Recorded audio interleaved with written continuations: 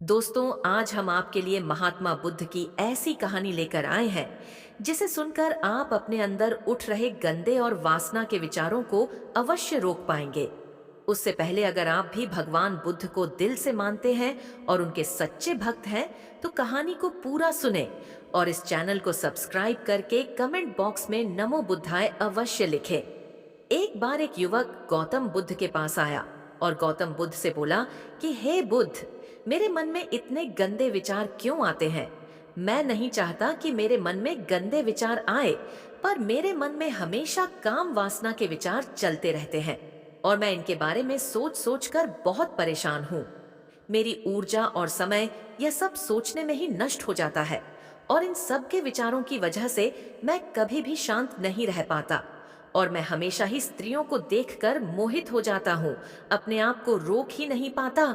बुद्ध मुस्कुराए और उन्होंने उस युवक से पूछा, क्या तुम्हें पता है यह काम वासना होती क्या है? फिर उसने ने उत्तर दिया और कहा, बुद्ध, मैं यह तो नहीं जानता कि काम वासना होती क्या है, पर हाँ, यह जो भी है बहुत बुरी चीज है। फिर बुद्ध ने उस युवक से कहा कि सबसे पहले तो तुम्हें यह समझना है कि प्राकृतिक रूप से जो भी चीज हमारे अंदर है वह बुरी नहीं है। हमारे जीवन में उसकी कुछ ना कुछ जरूरत है। वासना कोई बुरी बात नहीं है। यह तो हमारे मन की एक भावना है जो हमें किसी ना किसी चीज की कमी का एहसास करवाती है और फिर हम उस चीज को पाने के लिए उस चीज की तरफ आकर्षित हो जाते हैं। जैसे अगर तुम्हारे पास धन की कमी है तो तुम में धन पाने की वासना उत्पन्न हो जाएगी। तो वासना कुछ और नहीं, बस एक प्रकार की कमी है जो कि एक प्रकार की जरूरत का एहसास है, और जब यह जरूरत शारीरिक हो तो हम इसे काम वासना का नाम देते हैं। युवक ने गौतम बुद्ध को कहा कि बुद्ध, मुझे काम वासना का मतलब तो समझ में आ गया, पर आप मुझे यह बताइए कि यह आती कहाँ से है और कैसे आती है। गौतम बुद्ध ने कहा कि काम वासना कहीं से आती नहीं है, यह तो हमारे अंदर ही होती है और इसका होना तो जरूरी भी है, तभी तो मानव जाति का विस्तार होगा। युवक ने कहा, जब यह हमारे अंदर ही है और जरूरी भी है तो फिर लोग इसे गलत क्यों बोलते हैं? बुद्ध ने कहा कि यही तो समस्या है, लोगों ने काम वासना को गलत तरीके से सोच लिया है, इसे छुपाने की दबाने की कोशिश करते हैं। काम वासना गलत नहीं है, बल्कि काम वासना का गलत तरीके से प्रयोग करना गलत बात है। लोग जिससे प्रेम करते हैं बस उसी के लिए जीने लग जाते हैं, उसे पाना ही अपना मार्ग बना लेते हैं और उसी के बारे में हमेशा सोचते रहते हैं, पर यह सब गलत है। बुद्ध ने युवक से कहा, क्या तुम्हें पता है जानवरों में भी काम वासना होती है? युवक ने उत्तर दिया, हाँ बुद्ध, जानवरों में भी काम वासना होती है, क्योंकि जानवर भी तो आखिर अपने वंश को आगे ले जाएंगे। बुद्ध ने कहा, तो फिर हम जानवरों के काम वासना को गलत क्यों नहीं कहते? युवक ने कहा, मुझे नहीं पता महात्मा, आप ही मुझे बताइए। गौतम बुद्ध ने कहा कि जानवर अपनी काम वासना का प्रयोग आनंद प्राप्ति के लिए नहीं करते, वह तो सिर्फ संतान उत्पत्ति करने के लिए काम वासना का उपयोग करते हैं। जानवरों को प्रकृति ने इतनी समझ नहीं दी कि वह काम वासना को अपने सुख का आधार बना सके। मनुष्य अपनी समझ के बलबूते पर प्रकृति में पाई जाने वाली प्रत्येक वस्तु को अपने सुख के लिए प्रयोग करता है। हम इंसानों ने ही काम वासना को अपने सुख का साधन बना लिया है, जबकि प्रकृति ने तो हमें अपने वंश को आगे अग्रसर करने के लिए दिया था, लेकिन इंसानों ने इसे अपने जीवन का परम लक्ष्य बना रखा है और इस तरह से काम वासना का आ जाना गलत है। युवक ने पूछा, महात्मा जी, यह काम वासना हम पर हावी क्यों होती है? क्यों यह हमेशा क्यों आ जाती है? तब गौतम बुद्ध ने कहा कि सुनो, अब जो मैं तुम्हें बताऊंगा उसे तुम ध्यान पूर्वक सुनना। काम वासना का सारा खेल तुम्हें समझ आ जाएगा, तुम्हें तुम्हारे सारे सवालों का जवाब मिल जाएगा। बस तुम्हें ध्यान से सुनकर समझना है। एक बार की बात है, एक आश्रम में गुरु और उनके शिष्य रहा करते थे, जो रोजाना आश्रम के बाहर स्थित गांव में भिक्षा लेने के लिए जाते थे। उस आश्रम का एक शिष्य जिस गांव में भिक्षा लेने जाता था, उस रास्ते में एक नदी मिलती थी। एक दिन उसने देखा कि एक युवक वृक्ष के पीछे छिपा है। वह उस युवक के पास गया और उससे जाकर बोला, भाई, तुम इस वृक्ष के पीछे छिपकर क्या देख रहे हो? युवक ने कहा, अरे तुझे नहीं दिख रहा क्या कि मैं क्या देख रहा हूँ? तब शिष्य ने नदी की तरफ देखा तो वहां पर कुछ युवतियां पानी भर रही थी। तब उसने उस युवक से कहा, अरे भाई, वहां पर तो युवतियां पानी भर रही हैं, इसमें छिपकर देखने वाली क्या बात है? तब वह युवक शिष्य की तरफ देखकर उससे कहता है, अरे पागल, तुम्हें दिखाई नहीं दे रहा क्या कि कैसे यह परियां नदी से पानी निकाल रही है? जरा उनकी अदाओं को तो देखो, उनके कोमल शरीर को देखो। उनकी पतली कमर मटके को उठाते समय बाल खाती है और उनके बाल उनकी कमर पर कैसे लहरा रहे हैं, मानो सुंदरता बिखर रही हो। शिष्य ने फिर नदी की तरफ देखा और इस बार वह इसे देखता ही चला गया। अभी तक तो कुछ भी नजर नहीं आ रहा था और वह बिल्कुल निर्भय था। उसे किसी भी बात का कोई डर नहीं था। लेकिन अब वह छिपने लगा और उन युवतियों को देखने लगा। और जब वह छिपकर उन युवतियों को देख रहा था, तभी वह अचानक अंदर से कांप गया और उसने कहा कि यह मैं क्या कर रहा हूँ? मैं जो कर रहा हूँ वह सही नहीं है। मुझे यहाँ से चले जाना चाहिए। और फिर वह जल्दी से वहां से चला गया। वह आश्रम पहुंच जाता है। आज जाकर वह अपने कार्यों में लग गया। लेकिन जो अभी वह देखकर आया था, वही उसकी आंखों के सामने बार बार आ रहा था। उसके मन में वही दृश्य चल रहा था। उसका मन वही सब कुछ देखने के लिए उतावला हो रहा था। उसका किसी भी काम में मन नहीं लग रहा था। सुबह होते ही वह जल्दी ही भिक्षा के लिए आश्रम से निकल जाता है और उस नदी के पास वाले वृक्ष के पास जाता, जहां पर वह युवक पहले से मौजूद रहता था। उसके साथ मिलकर युवतियों को छुप छुप कर देखता था। अब वह रोज ऐसा करने लग गया। यह उसके रोज का काम हो गया। अब उस शिष्य का मन किसी भी काम में नहीं लगता था। वह हमेशा ही किसी न किसी प्रकार के विचार में उलझा रहता। वह आश्रम के कार्यों को भी ठीक तरीके से नहीं कर रहा था। न वह ठीक से सो पाता था, न वह ठीक से खाना खा पाता था। उसका मन बेचैन सा रहता था। उसका मन बार बार उन युवतियों के सौंदर्य को देखने के लिए लालायित होता रहता था। जब गुरु दीक्षा देते, तब भी उसका मन कहीं और विचारों में खोया रहता था। गुरु ने अपने शिष्य की इन हरकतों को भांप लिया था। तब एक दिन गुरु ने शिष्य को अपने पास बुलाया और कहा कि आज से मैं भी तुम्हारे साथ भिक्षा मांगने चलूंगा। तुम और मैं साथ साथ भिक्षा मांगने चलेंगे। तभी शिष्य गुरु को मना करते हुए बोला, नहीं गुरुदेव, आप परेशान क्यों हो रहे हो? मैं अकेला ही ठीक से भिक्षा मांग सकता हूँ। गुरु ने शिष्य से कहा कि ठीक है, तुम अकेले ही भिक्षा मांगने जाओ। शिष्य तुरंत वहां से भिक्षा मांगने के लिए निकल गया। उसके जाने के बाद गुरु भी आश्रम से निकल गए और शिष्य का पीछा करने लगे कि वह कहाँ जाता है, किससे मिलता है। यह सब देखने के लिए उसके पीछे पीछे चलने लगे। कुछ आगे जाने के बाद गुरु ने देखा कि उनका शिष्य एक युवक के साथ एक वृक्ष के पीछे अपराधी की तरह छिपा हुआ है और छिपकर कुछ देख रहा था। गुरु भी अपने शिष्य के पीछे गए कि आखिर उनका शिष्य क्या देख रहा है, जिसे देखने के लिए वह वृक्ष के पीछे अपराधियों की तरह छिपा हुआ है।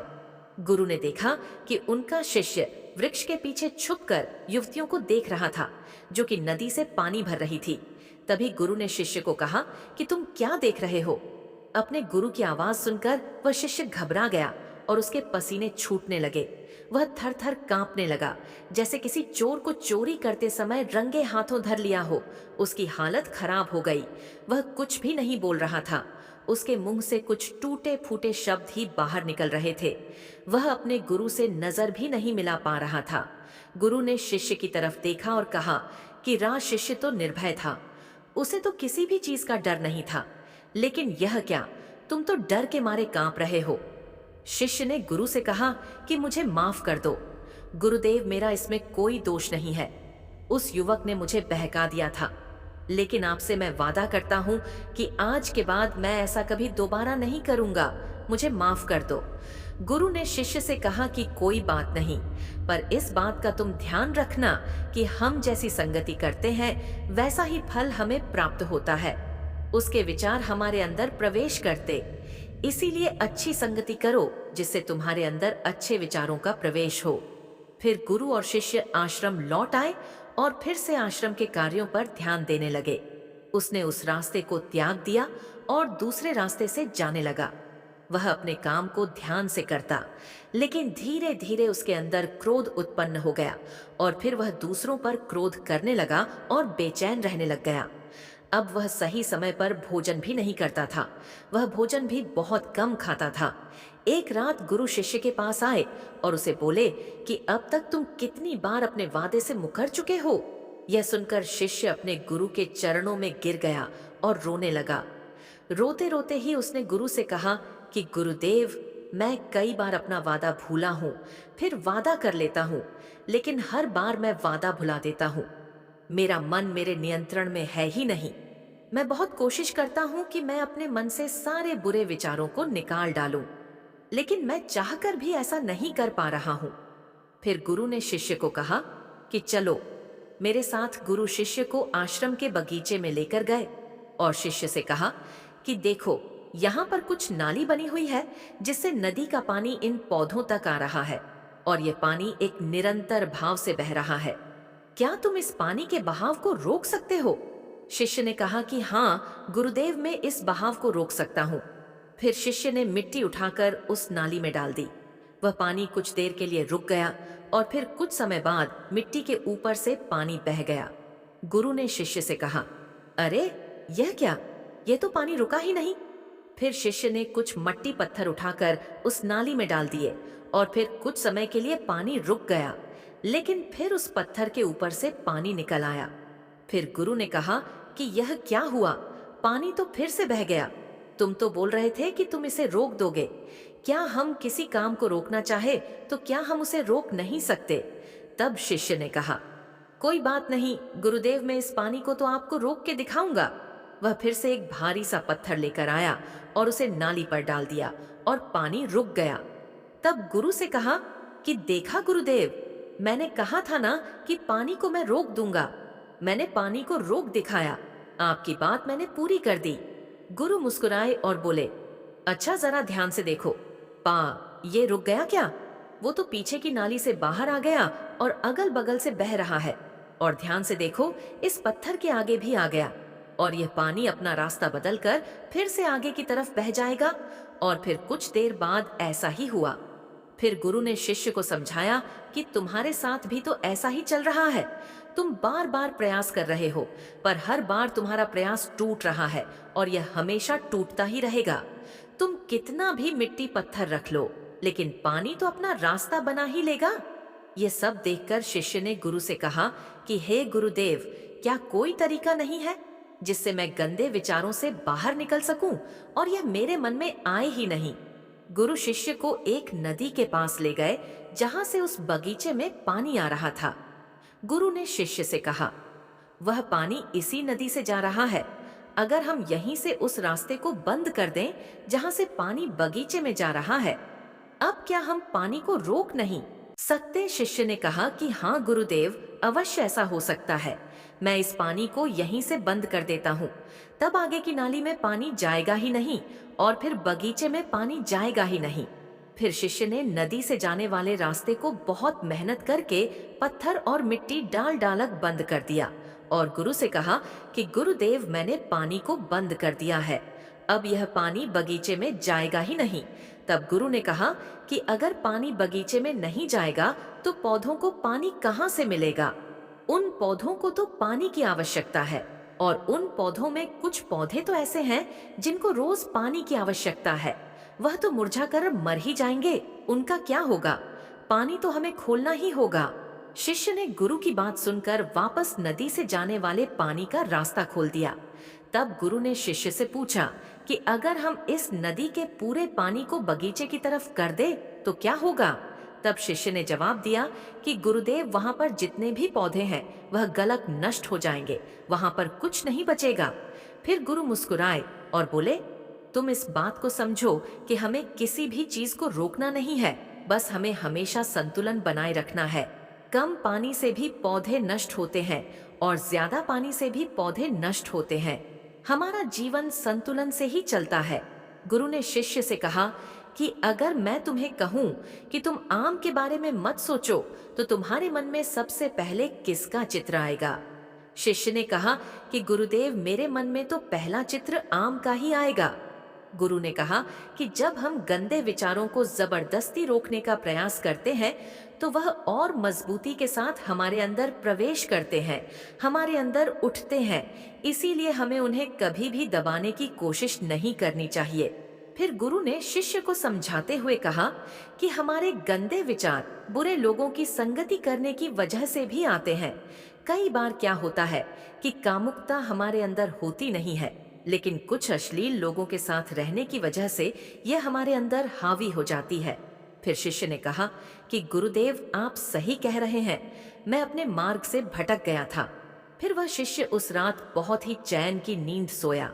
सुबह अपने कार्यों को पूरे मन से किया और फिर सुबह वह भिक्षा लेने के लिए उसी रास्ते से गया जहां वह युवक आज भी वृक्ष के पीछे छुपकर उन युवतियों को देख रहा था।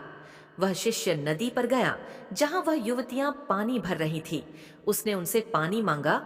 उनमें से एक ने उसे पानी पिलाया और उस सन्यासी शिष्य के चरण छुए। शिष्य ने उसे आशीर्वाद दिया कि तुम्हारा कल्याण हो। उसका मन सकारात्मक ऊर्जा से भर गया। उसके चेहरे पर मुस्कान आ गई थी, जैसे कि उसे कुछ खोया हुआ वापस मिल गया हो। वह वापस अपने रास्ते से जाने लगा। तभी पीछे से वह युवक आ गया जो वृक्ष के पीछे छुपा हुआ था। वह शिष्य के पास आया और बोला कि क्या बात है, आज तो तुमने नजदीक से दर्शन कर लिए, तुम तो मुझसे भी आगे निकले। तब शिष्य ने कहा कि हम हमेशा दूसरे के दर्शन करने में ही व्यस्त रहते हैं, अपने दर्शन कर ही नहीं पाते। तुम कब तक इस वृक्ष के पीछे छुपते रहोगे? किसी को पसंद कर लो, उससे बोल दो। अगर वह भी तुम्हें पसंद करती है तो शादी कर लो, और उससे पहले तुम कुछ बन जाओ, अपने आप को पहचान लो। ऐसे अपना समय बर्बाद मत करो। फिर वह युवक रोज उससे मिलने लगा और उस युवक ने नदी पर जाना त्याग दिया। और फिर वह युवक अपने जीवन में कुछ बनने के लिए संघर्ष करने लगा। तो तुमने देखा संगति का असर क्या होता है। अपनी संगति बदलो, अपने विचार बदलो। बुद्ध ने युवक से पूछा कि क्या तुम्हें तुम्हारे सारे सवालों का जवाब मिल गया? तब युवक ने कहा कि हाँ महात्मा जी, आपका बहुत बहुत धन्यवाद। तब गौतम बुद्ध ने युवक से कहा कि जब तुम्हारे मन में गंदे विचार आए तब आप अपने आप को दोषी मत मानो। केवल उन विचारों में संतुलन बनाने का प्रयास करो और अपने आप को पहचानो। ये वीडियो आपको कैसी लगी? अपनी प्रतिक्रिया हमें कमेंट बॉक्स में जरूर दें। धन्यवाद।